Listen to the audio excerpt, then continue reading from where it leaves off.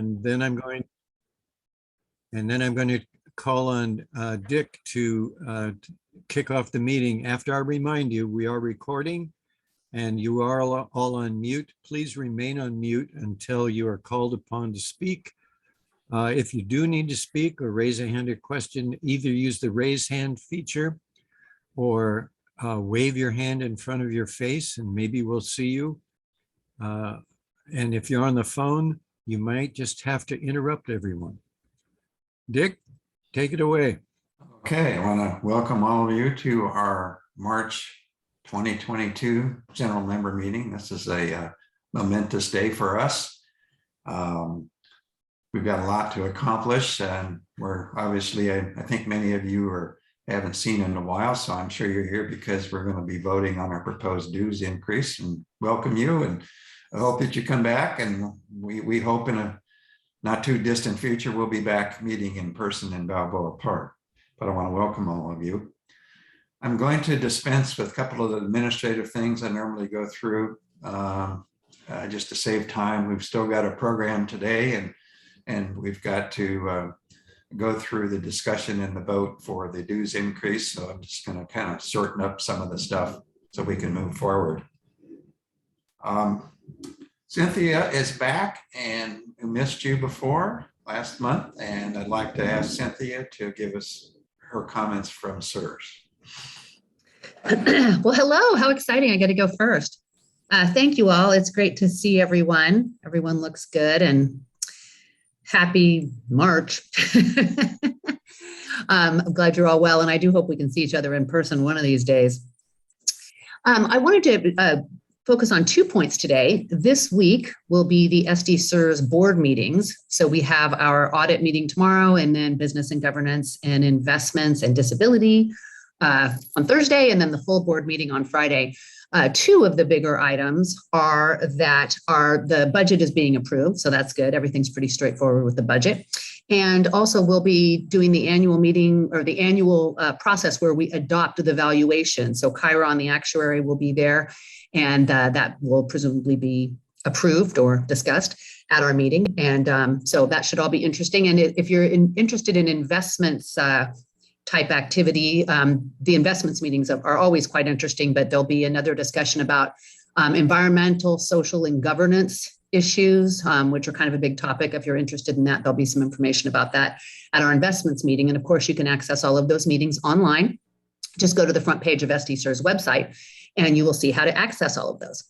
The second thing I wanted to share is that you have an interesting speaker today. I swear I just saw Steve Spinella a minute ago, and he's going to talk to you about various things, including different types of scams and such that target folks.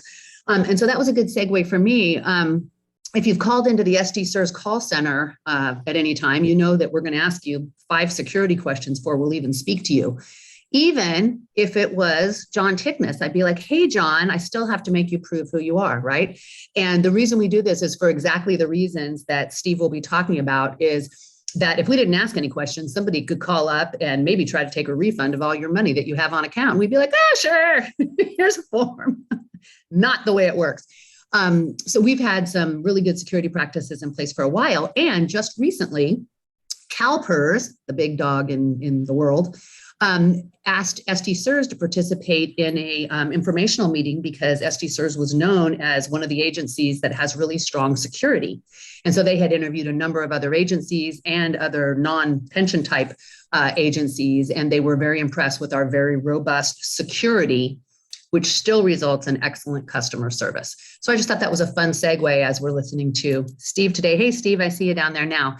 So I'm interested in listening to that talk, and it's so true. You always have to be paying attention. So sometimes it feels like a frustration, but it's also very important, to make sure that all this information is correct. So I appreciate all that we're all doing, and just wanted to give that shout out to our call center team and the supervisors who do a really good job with that. And we're here to protect your information and make sure that you and only you get paid your pension funds every month. So things are going well here, and we're glad to keep up the good work on your behalf. Thank you. Thank you, Cynthia. Great to have you back.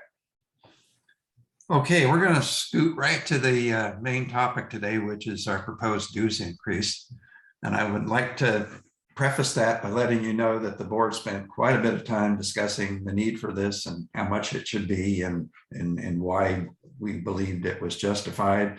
One of the concerns the board had was because we were still operating in Zoom, how do we make sure people know about this? So we've gone to great lengths to both in two months in a row, put this into our electronic newsletter, as well as our business case, which is kind of lengthy, but hopefully you've all seen it. For those that are not online, we have a paper, much briefer paper newsletter that we send to them. And obviously we didn't have room to place the long justification. So we encouraged people to call our call center, and they would mail out a copy to anyone that needed a physical copy of that. So we've done a lot. You're probably tired of seeing our proposed business case, but I think we've done what we can to make sure everybody knows about this. They know when we were going to have the vote on this and why we were proposing it. And I want to stress that the board was absolutely unanimous at the end of our discussions proposing this. The board is proposing this. I won't go through much detail, but we're looking at the fact that it's been since 2006. Our costs through inflation have increased. We've expanded our mission. We've added new value for our members. We've also done a lot because we've grown, we've done a lot of work to becoming more business-like and professionals in the way we do business. This is costing us money because we're outsourcing to experts in the field. Our whole membership management stuff has gotten very complex, and we're really pleased with the outsourcing we've done on that.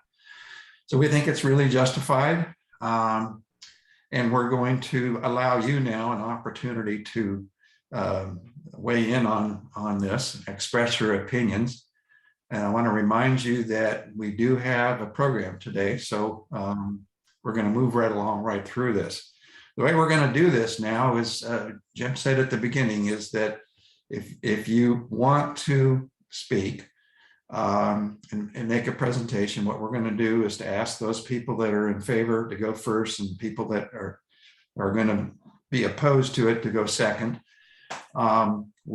As Jim said for you that were on earlier before we began the business meeting, there's a place at the bottom of it under reactions where you can hit a wave, a little hand, and that lets us know that you're wanting to speak. And then we'll call on you. We've got several people that are monitoring. Not everybody that's in our meeting can be seen on a screen, but we have several people monitoring that, and we'll try to call you in order. Now, we did have one individual that contacted the board prior to this meeting that said they wanted to speak, and I want to honor that and start off with that individual, which is Trudy Sopp. And I think many of you know Trudy, and I'd like her to begin giving her presentation. So Trudy, go ahead. And anybody else that wants to speak after that, please put your little hand signal up so we'll know who to call on. Go ahead, Trudy. Thank you. I made some notes here. I support this increase wholeheartedly.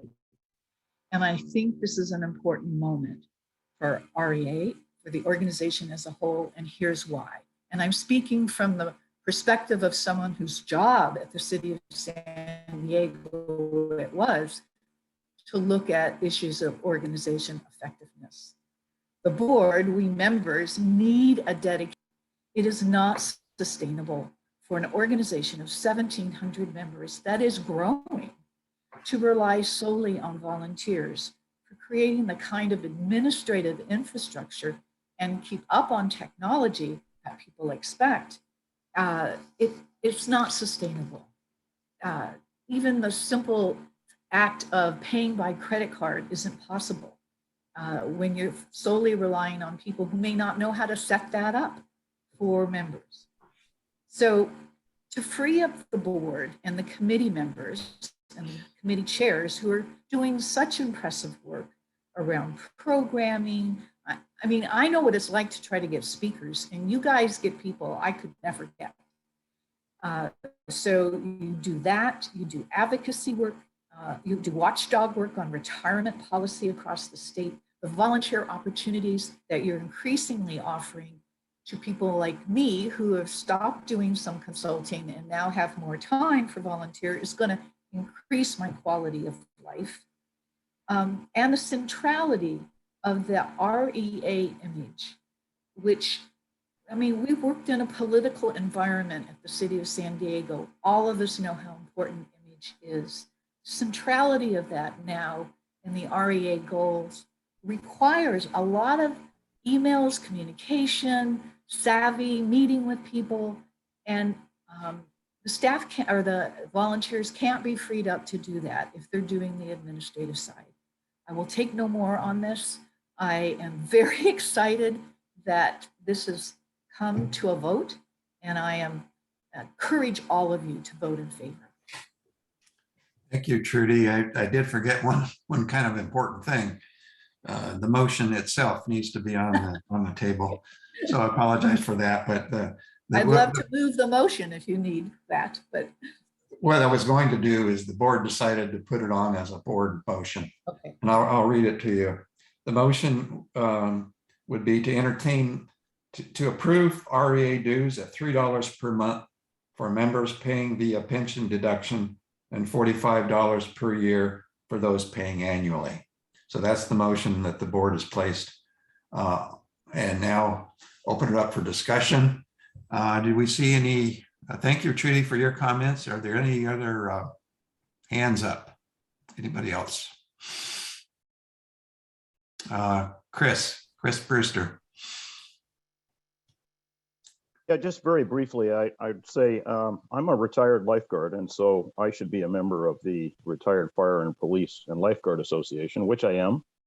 But years ago, when retired employees were really under attack, I wanted to see an organization that was going to go to bat for retirees so that we weren't just beat up in the press and seen in a really negative light in this community. And I came to this organization because they allowed me join the meeting. Allowed me to be a member, even though I'm a lifeguard and even a board member at this point, because there was a real interest in this organization and doing those things. And I think this organization has moved over the years from being a predominantly social organization to an organization that is really doing things on behalf of retirees. And I see that every month. Doing that professionally does take resources, as Trudy says, and I want to see that trajectory continue. So thank you very much, but I strongly support this. Thanks, Chris. Do I see any other hands?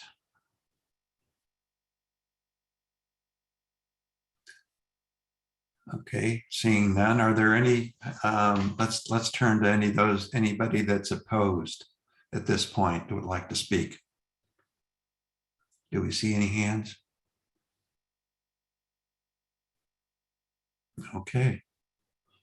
I guess we're ready to vote. That it appears as if we've got good support, which thrills me to no end. What I'd like to do is to call the motion, and like at this point, we're going to do it very simply. If you're voting yes, just raise your hand like this right now.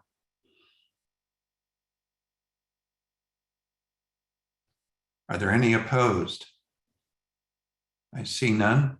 Motion carries. Thank you all very much. I think that thank you to all of you, and thanks to the board. I do want to let you know, as the president, this board's been great to work with. I appreciate the comments and the support. Thank you, Trudy, for your wisdom and your advice. And you're somebody that most of us know and respect and admire, and trained us years ago. And I think that we've been headed in the right direction for a good while now. The board is very active. We've, I think, overcome the Zoom problems. And although we really miss getting back together, we really appreciate all the support that we get from our membership. And I think with these revenues, again, we're going to continue to fund our legal defense fund, because these revenues are going to go to our operating budget. And half of our revenues up to now have come from our legal defense, go to our legal defense fund. So we're going to continue that and continue to build on that. But I do want to thank you all for your supporting this.